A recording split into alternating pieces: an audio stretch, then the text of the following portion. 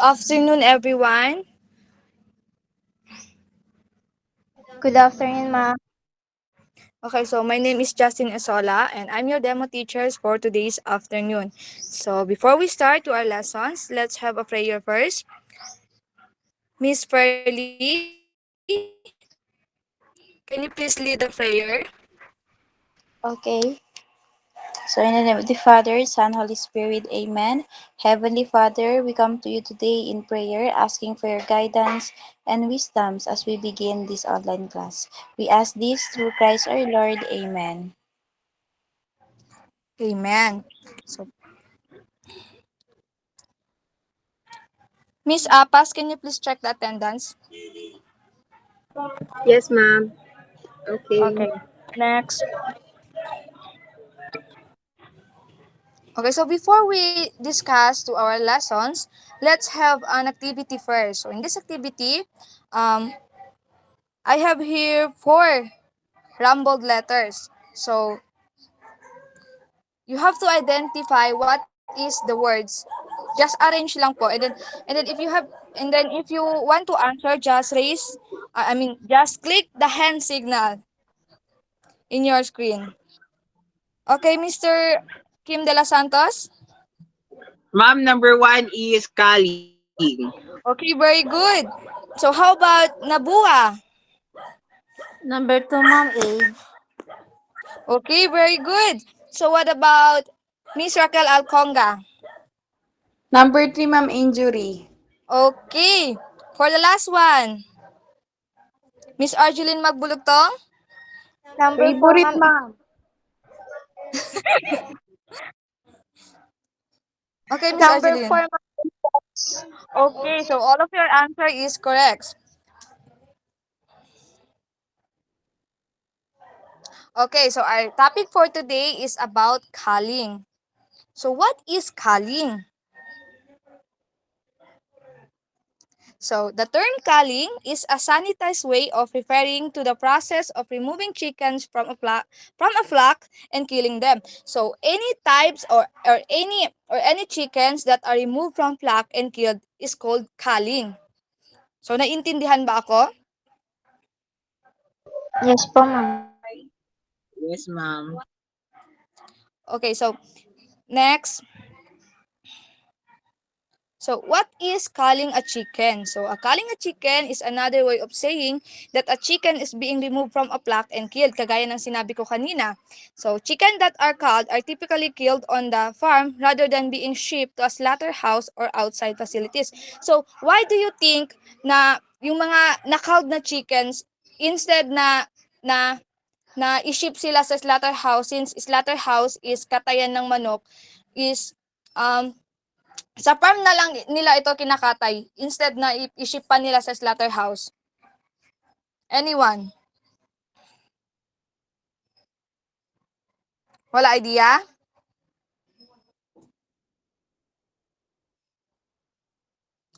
Okay, so one of the reasons why chicken is being why chickens that are called are typically sorry.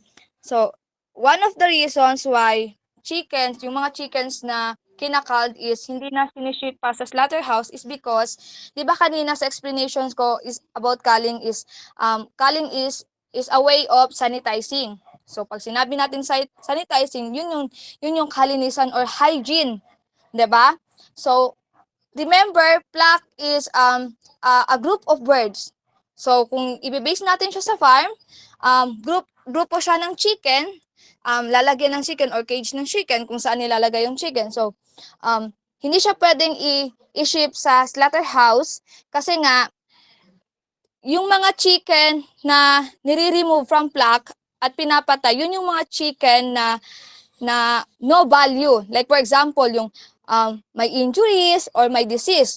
Ngayon, kung ang chicken is may disease tapos isi-ship siya sa slaughterhouse, which is yung katayan ng manok, ang mangyayari, ang tendency, ka, yung disease is mapupunta doon sa slaughterhouse.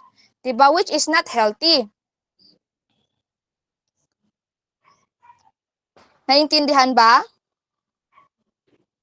Yes, ma'am. Okay, next, Miss Fabian. Okay, so why do farmers cull chickens? Miss De Los Santos, can you please read? Mr. rather. Huh. Okay, ma'am.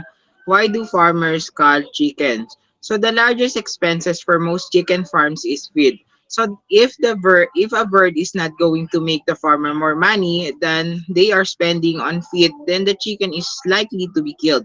There are a number of different reasons why a chicken may be judged as not being economically beneficial, including age, sex, or injury. Okay, thank you, Mr. Kim. So, kagaya nga ng sinabi dito, ang feeds is the largest expense. O siya yung pinakamahal. Why? Kasi as a chicken, dapat lagi natin sila pinapakain. Di ba? Wala Yes po. nag-response. Okay, Miss. So, since ang feeds ang isa sa pinakamahal at kinakailangan ng isang chicken, kung ikaw ay isang farmer, kapag yung chicken mo is alam mong walang value or like for example dito nga sa sa age, sex or injury. Please next Miss Pabian. Okay, so like for example dito sa age. So typically layer hens are killed after about a year of laying due to a decrease in their productivity. So ang ibig sabihin nito, mas common ito sa mga layer chickens or yung mga nagpo-produce ng egg. So since ang chicken is medyo may katagalan na, like about a year, so mas mahina na yung pagpo-produce niya ng egg. Naintindihan ba? Yes, ma'am. Yes, Okay, now ma'am. let's move to sex. So, male chicks are unable to lay eggs, syempre kasi lalaki siya. So, serve no purpose in the industrial system that has produced them. Male chicks are routinely killed before they can grow to be more than a few days old. Kagaya nga ng sabi kanina, feeds are the most expenses. So, since yung mga male chicks is hindi sila makapag-produce ng egg, hindi na hinihintay ng mga farmers na lumaki pa or mag-grow pa yung mga chicks. Why? Kasi pag hinihintay pa nila na mag-grow yung chicks, mas madaming feeds yung magagastos ng isang farmer. So instead na palakihin yung mga male chicks, is pinapatay na lang nila ito. Naintindihan ba? Yes, Yes, ma'am. ma'am. Okay, next, Miss Fabian. Now, injury. So, when a staff member notes that an individual bird seems ill or is seriously injured, for example, unable to walk, that bird is likely to be removed from the flock and killed. Kagaya nga ng binigay kong example kanina. Okay, so if the staff daw or yung workers mo, pag na-notice nila na yung manok mo is may injured, hindi na nila hinihintay ito na hindi na nila ito pagagalingin pa or mag-take ng vitamins or medicines para gumaling. Pinapatay na kaagad nila ito.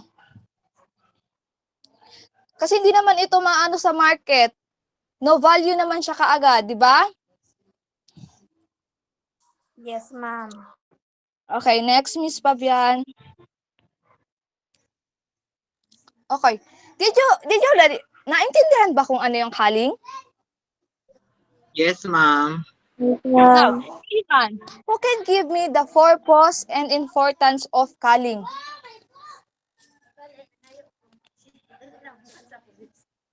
Anyone?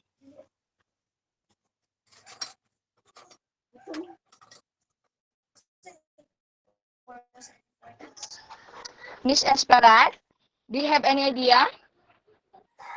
The purpose of culling is as like for example, you have infected chickens, and then you have to cold it for not for the others not getting infected. And the important is it the importance of the culling is to maintain the productions of chicken. Okay, very good, Miss Farley. Anyone, sino pa gustong magdagdag na merong idea? Wala na? Miss Padagwas, Do you have any idea na gusto mo pang idagdag? Um, the purpose of culling is that um, the the boss or the owner of the farm, they will not do an expense more, and also to have a good quality products. And then the importance also is that um, they value the profit instead of raising na yung parang mas nagva-value sila sa profits than mag-raise ng maraming variants ng ng manok. Okay, very good. So, thank you, Miss Pearly May and Miss Badagwa. So, okay, one of the purpose of culling is, kung sa farmer natin siya i-base, ang purpose nito for farmers is more profits. 'Di ba? Kagaya nga ng sinabi ko kanina, hindi nila binibase kung gaano karami yung chickens. Mas importante sa kanila kung gaano kadami yung maproproduce ng chickens. 'Di ba? Now, Yes, ma'am. one of the importance naman is culling is the benefits of the consumers. I mean, the safety of the consumers. Since ginagawa yung culling hindi lang para sa farmer or sa owner, kundi para na din sa mga consumers kasi in doing culling, napre-prevent tayo sa mga any like disease na meron ng isang manok. Did you guys understand? Yes, ma'am. Yes, ma'am. Okay.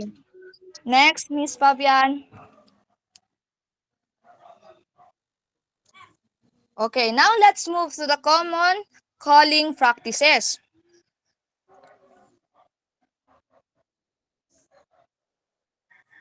Next, Miss Fabian. Okay, maceration. So, macerations also called grinding, shredding, or mincing. So, it is a common practice within the egg industry and is used as a means of dispatching day-old male chicks that are viewed by the industry as a byproduct due to their inability to lay eggs. Kagaya ng binigay kong example kanina about sa sex, which is yung male hindi nakakapag-produce ng eggs. So now, let's see the examples of macerations. Now guys, ano yung nakikita nyo? Ano yung napapansin nyo sa pictures? Anyone? Tama ba? Nagadula? Or ginabutan sila sa ano? And, I guess, ma'am, choosing a good chick. Ma'am, sino pa? I think they're grinding the chicks. Sino pa? Disposing the deceased chicks. Okay? Okay.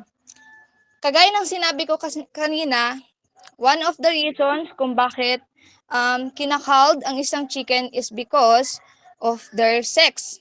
So, dito sa macerations, pag mas madami yung male, hindi na nila inihintay ito na mag-grow. 'Di ba? Yun yung sabi ko kanina sa explanation ko. So, etong mga nandito, ito yung paraan nila kung paano nila pinapatay ang isang chicks. And yung mga nakikita nyong chicks na nasa pictures, those are male chickens. Or those are male chicks. Since hindi sila nakaka-produce ng eggs, ito yung ginagawa sa kanila. Kinikill sila using this equipment. Parang ginigrinding, 'di ba? Kung nakita nyo, ginagamit lang ito minsan dun sa mga sa mga meat, pero dito literal na chicks na buhay pa. Naintindihan ang maceration? Yes, Yes, ma'am. ma'am. Okay. Yes, ma'am. Next, Fabian. Now, asphyxiation. So, Mr. Balan, can you please read? Asphyxiation. Within the chicken production industry, asphyxiation goes by term ventilation shutdown. Asphyxiation, also called gassing or controlled atmosphere killing. Carbon dioxide is used to induce unconsciousness and then death. Okay, thank you, Mr. Balan. So, dito sa asphyxiations, they use carbon dioxide to, indu- to, to induce consciousness and then death. So, dito sa asphyxiations, example nito is yung Miss Fabian, can you please pa-next page po? Okay, so nakikita nyo naman 'di ba, meron parang malaking um para siyang electric fan or something. So, ang ginagawa dito sa asphyxiations, they control the atmosphere. So, parang hinaharangan nila yung pagpasok ng hangin. And yung isang paraan naman is hinahayaan nilang pumasok ng hangin pero hinahaluan nila ito ng carbon dioxide para nang sa ganon mawalan ng energy yung chicks hanggang sa mamatay siya. Naintindihan ba? Yes, ma'am. Yes, ma'am. Okay. Yes, ma'am. Ulit tayo, Miss Fabian. Okay, now the cervical dislocations. Who can read?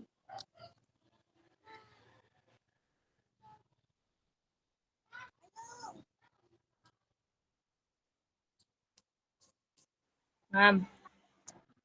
Marakel Alconga? Miss Alconga?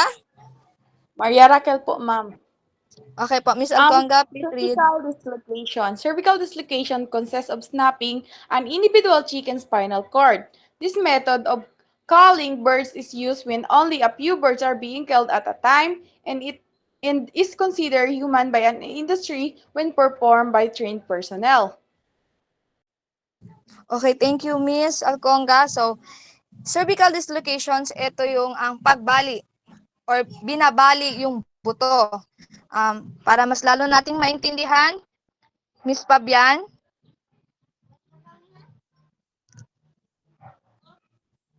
Okay, this is one of the examples of cervical dislocations. Kung napapansin nyo, binabali nila yung lieg, right? Yes, So, ito, ma'am. okay, so ito yung paraan ng pagdidislocate nila sa cheeks. So, binabali nila yung lieg. Pero, yung mga gumagawa nito is yung mga professional. Okay, naintindihan ba? Yes, ma'am. Okay, next, Miss Fabian.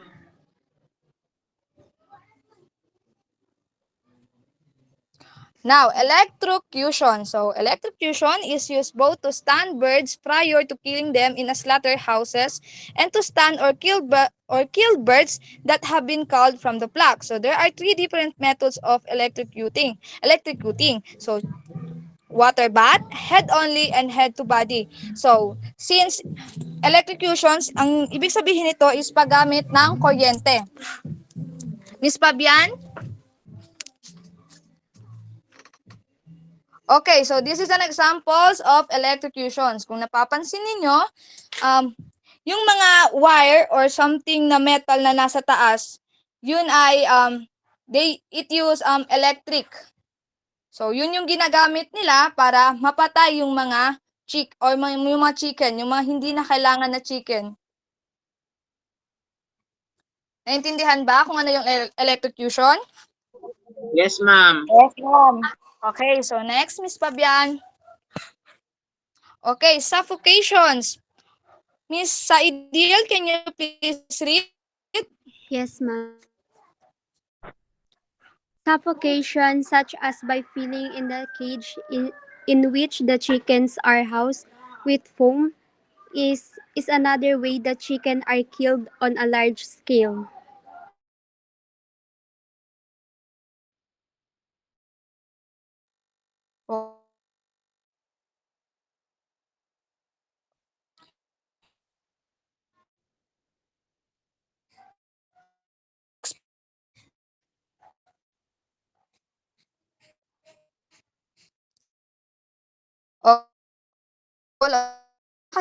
white, those are foam.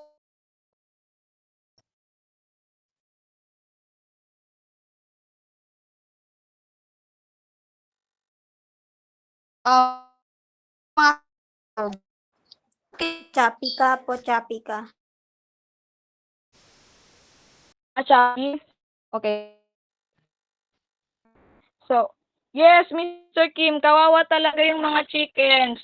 So, dito sa suffocations, kung napapansin nyo, may nakikita kayong parang white. So, those are foam, and meron yung mga chemical, and ginagamit yan to suffocate the chickens. Pag natatabunan na yung chicken, so hindi na sila nakakahinga, hanggang sa mamatay sila. Naintindihan ba? Yes, ma'am. Yes. Yes, ma'am. Okay. Next, Miss Fabian. So now let's talk about the characteristic of good quality.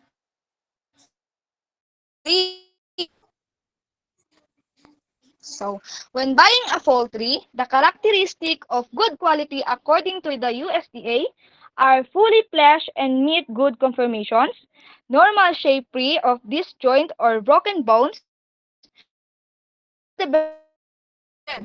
layer of fat in the skin free of fin feeders, exposed flesh, and discolorations in the of rosemary, has no bone. So, who can give an examples of magandang klase ng isang ano ba yung tinitignan yung characteristic para masabi niyo, ay, yung manok, maganda yung manok. Anyone? Lahat ba namamalengke?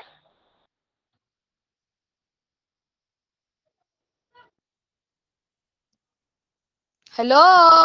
Yes, ma'am. Nakikita, ma'am, Miss for Badagwas. me, nakikita mo siya sa skin kasi 'di ba pag mga chickens, 'di ba pag mga yellowish, 'di ba parang pumapasok yung mindset natin, siguro may sakit 'yan, 'di ba? And also, 'di ba, Yes. yung chicken kasi kapag nangingitim na, doon may tendency na paglutuin mo siya may lasa na. Yun ang Okay, very discoloration. good. Okay, very good, Miss Badagwas. Halata talaga laging ulam ni Miss Badagwas is manok. What about Kim De Los Santos? Kim De Los Ma'am, Santos. ma'am, ano po? Ano Hindi yung po mga... yellow. Ano po, ma'am, o yung yung skin ng manok is reddish and hindi yellowish. Okay. So, those are examples. So, kung kayo ay bibili ng manok or kung kayo inutusan bumili ng manok, piliin niyo yung mga manok. Unang-una yung titignan is yung kanyang balat, 'di ba? And at the same time, see to it na pag bibili kayo ng manok, wala yung mga extra feeders. 'Di ba? Yes, ma'am. Okay, next, Miss Fabian.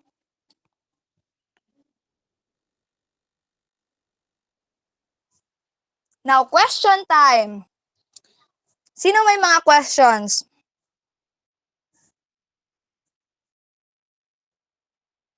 Sino yung mga medyo hindi pa naintindihan kung ano yung culling?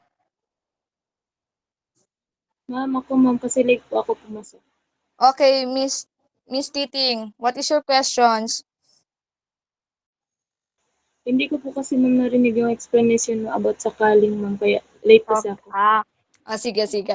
So, Miss Titing, pag sinabi nating culling, any chickens na nire-remove from flock, flock means yun yung parang a group of birds sa isang kulungan or sa isang cage. So, pag may chicken na ni-remove from flock at pinapatay, that is culling. Miss Badagwas?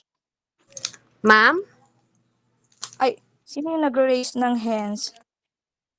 Si Raquel, ma'am. Okay, Miss Alconga.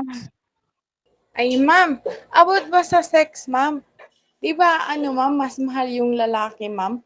Kasi sila yung nag-breed. Pero depende siguro sa breeding, ma'am. Pero pag ma'am, o yung sa egg kasi, kung sa egg kasi, ma'am, siguro yung mga babae yung ma'am, iniiwan tapos yung mga lalaki yung pinapatay. Depende siguro sa breeding, ma'am, no? Actually, dito kasi is pang large scale. So, malakihang farming. So, since malakihang farming, yung iniisip ng ang farmer o yung owner is mas nakapokus sila doon sa profit. Kagaya nga ng sabi kanina, pag may mga male and hindi naman sila 'di ba nangingitlog, so wala silang productivity. So ang ginagawa, pinapatay sila. Why? Kasi pag hintayin pa or pinapalaki pa sila or palakihin pa sila, mas madaming feeds yung magagastos ng isang farmer.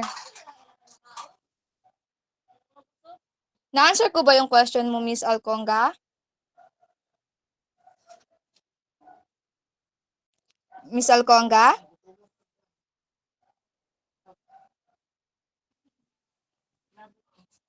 O, yung iba, do you have any questions?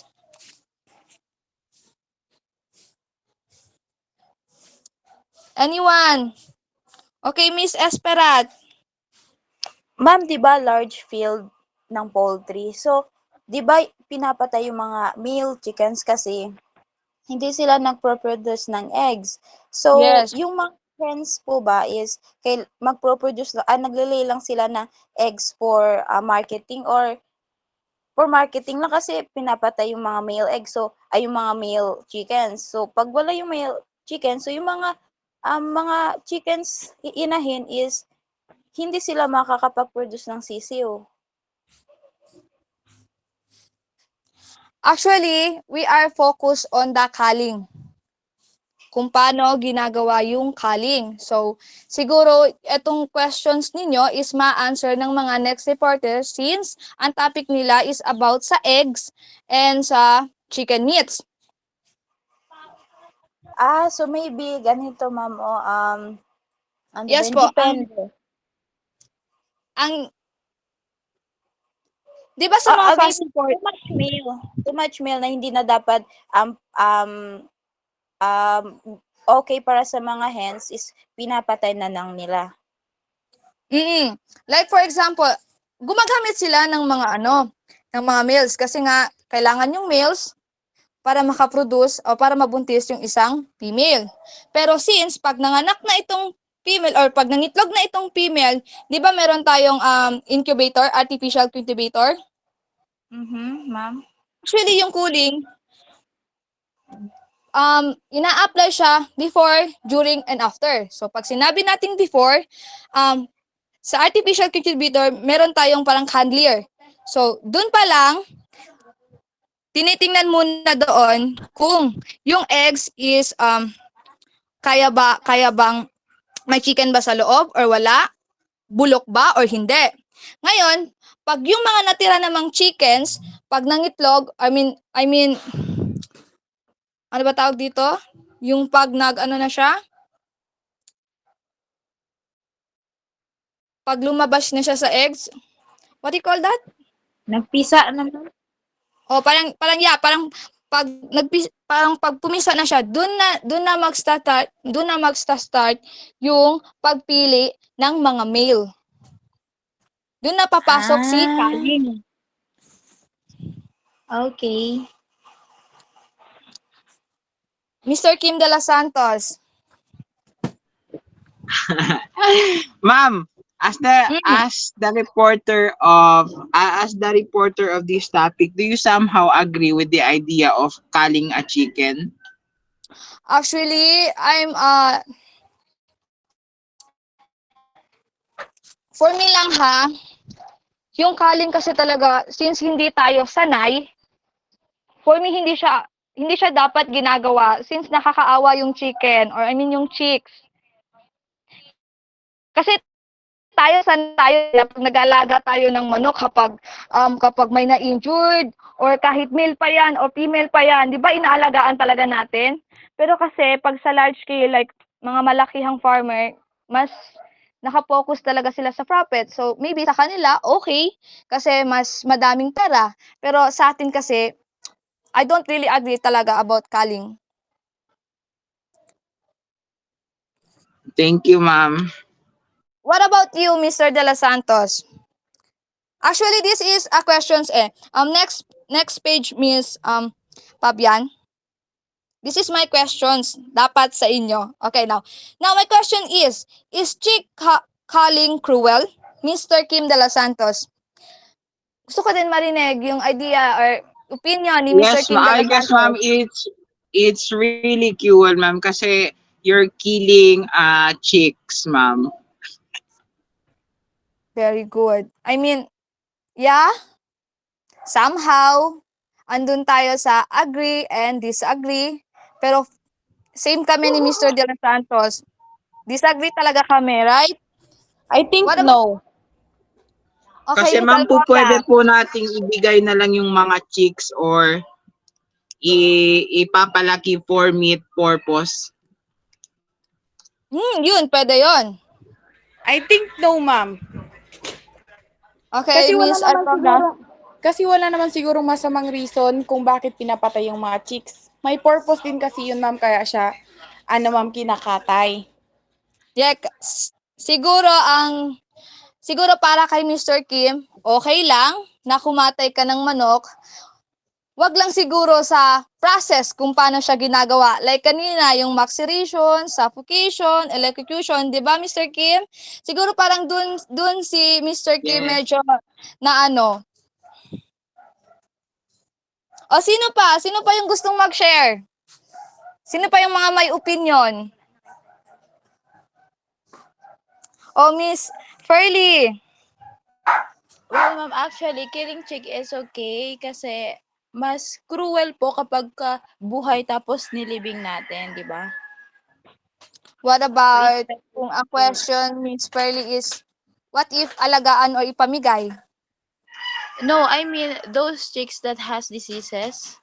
Okay, very good. Yun, yung mga may manok na disease, mas Yes. okay Akala talaga ko na ma'am, patayin. lalaking manok lang yung pinapatay. Mr. Kim, meron yun kanina, di ba, injured. Na-explain ko yun kanina. From age, sex, tsaka injury. Ay, sorry ma'am, I wasn't listening. Sino pa yung mga may gustong magbigay ng idea or opinion? Wala na? O, Miss Badagwas. Gustong mag-share ni Miss Badagwas.